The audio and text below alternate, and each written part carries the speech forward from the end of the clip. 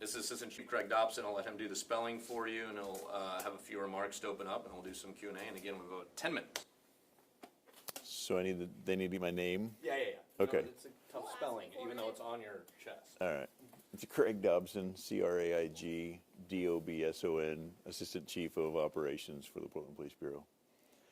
So, yeah, we're here today just to talk about preparations for Mayday. Mayday has traditionally been a bigger event day for us.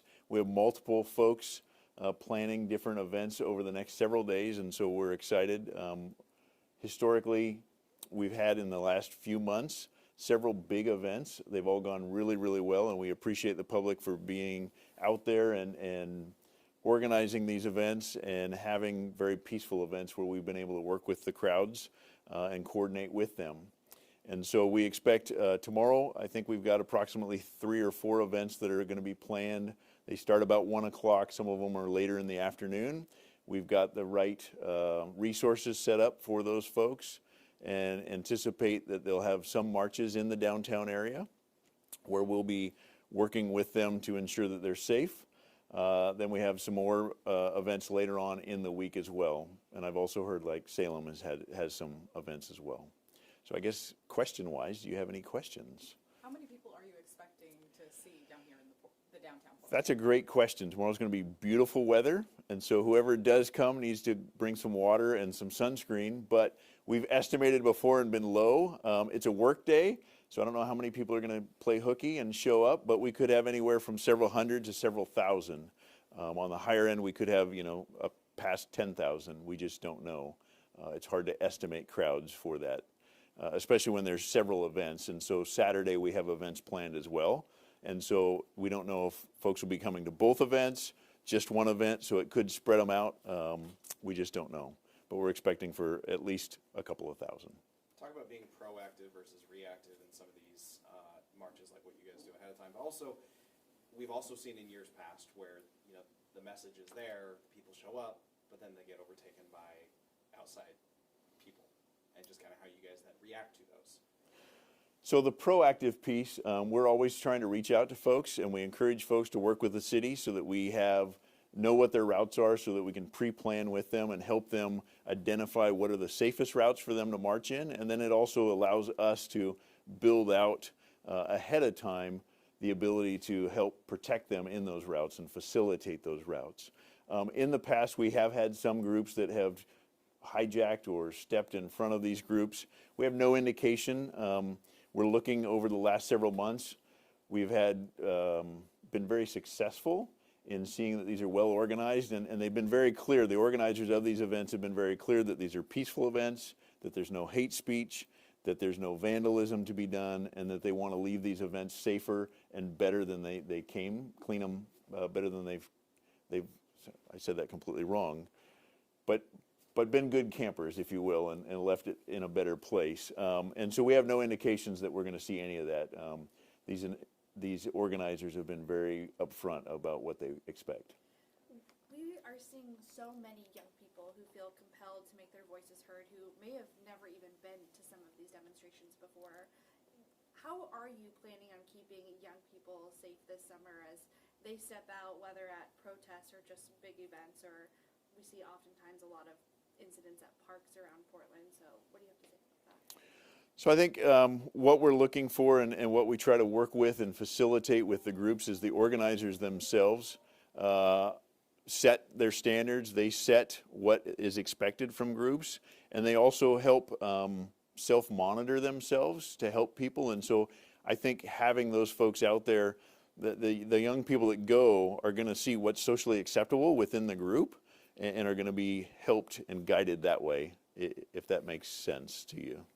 What warning signs should young people look out for then, when they go to these protests or they're out this summer, where they think, oh, this might not be the safest place for us to be, especially as we see sometimes these protests do turn violent or... Sure, I think for anyone, when they come to an event and they just feel like the mood of the event isn't right, as I said before, the organizers have been very clear about what the expectations are, and if things start to evolve where those expectations aren't being met or things are happening outside of that, where you're starting to see criminal activity or you're starting to see behavior that looks like it's not going to be as peaceful, that's when I would say you want to disengage from that event. Some of the organizers for some of those events in Salem spoke with us about concerns that they've heard about ICE potentially being at some of those events in Salem. Is that something that you're concerned about here in Portland? So we've had no contact with our federal partners regarding any of that type of activity, and so we don't anticipate any of that, and we're not expecting any of it. Thank you. Are you partnering with other agencies in this response to potential Mayday protests and those other ones you mentioned down the line this week? So we've notified our partners that we have events happening, but because of where we believe they're going to go and remain peaceful, we are going to operate within just the Portland Police Bureau for these events. And so specifically, what actions are you guys taking outside of the norm of just, maybe extra patrol? Can you speak to that at all? Sure. For any large event like this, we always have dedicated resources for those, and so you're going to see dialogue officers out there trying to work with folks and negotiate and build social contracts to ensure that we've got safe facilitation of whatever route they're choosing. Right now, we don't know what those routes are, but we're hoping that as they start these events that we can communicate with them and they'll give us the route so that we can set our officers up and be able to facilitate those in a safe manner and ensure that they can do it and not have bad interactions with the traffic, other traffic or other people that aren't involved. We also, again, dedicate officers specifically for this because of the number of people that always we want to make sure that we have officers to respond to anything that might happen during the event itself within that for any large crowd. So none of these are permitted? So currently, I don't believe any of them have a permit. And so, we always encourage folks to work with the city so that we can pre-plan with them to ensure for their safety that they've got safe routes and that they've got everything worked out so that we're aware of anything and can look for things that would cause trouble for those routes. I agree with AC Dobson. I do not believe these are permitted, but to confirm that, PBOT is the one that handles all sorts of permitting, so they could be able to tell you for certain. It was a year ago, I believe, this week where we saw what happened at PSU. What have you guys learned from that library takeover that you're taking over into the summer? That's a great question. I think the library was a very different situation. We're seeing the group that did that is not involved in the groups that we're seeing here, and so we're cognizant and looking for those groups that are out there looking to do things outside of peaceful and lawful assemblies to be able to respond appropriately to those. But we're not seeing those groups involved in any of the events that we have in the coming days. To piggyback off of Shelby's Yeah. question, obviously even further back in 2021, a riot was declared on Mayday, and we saw a large group gather outside the ICE building. You say you don't anticipate any kind of violence here in these protests. What do you think has changed in those last 4 years that now you're expecting a largely peaceful event?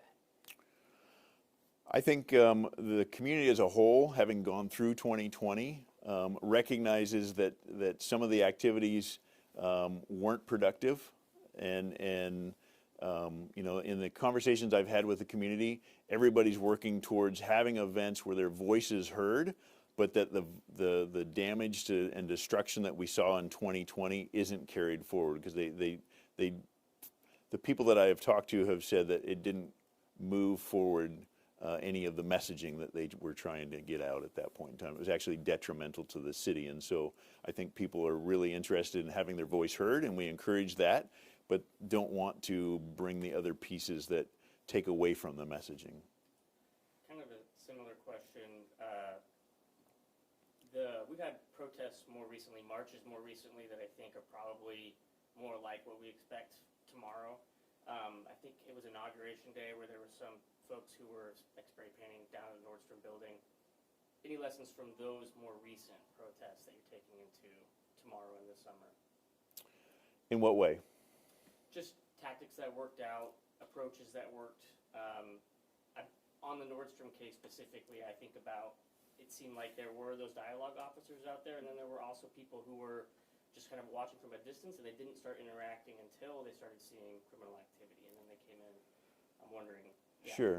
So we're going to use our dialogue officers are usually the front line that we put out there to communicate and also encourage folks to self-monitor and use social identity models to help influence the crowd.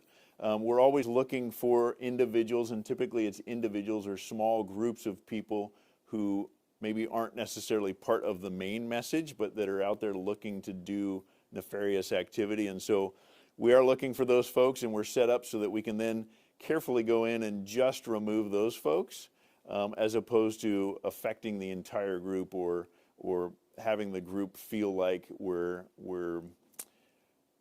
pushing on the. We want to be very specific in how we address criminal activity. So we're just going to go after the individuals who are doing the criminal activity. Sorry, that got a little muddled there. No, it was kind of in the weeds question anyway. So Yeah. thank you for answering. Sure. Anything else, guys? Thank you for your time. Yeah. Thank you.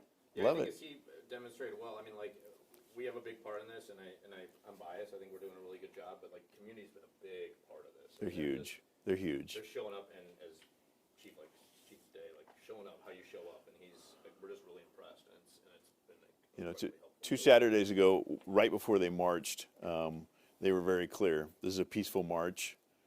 We don't want any vandalism, no hate speech, and leave it better than you found it.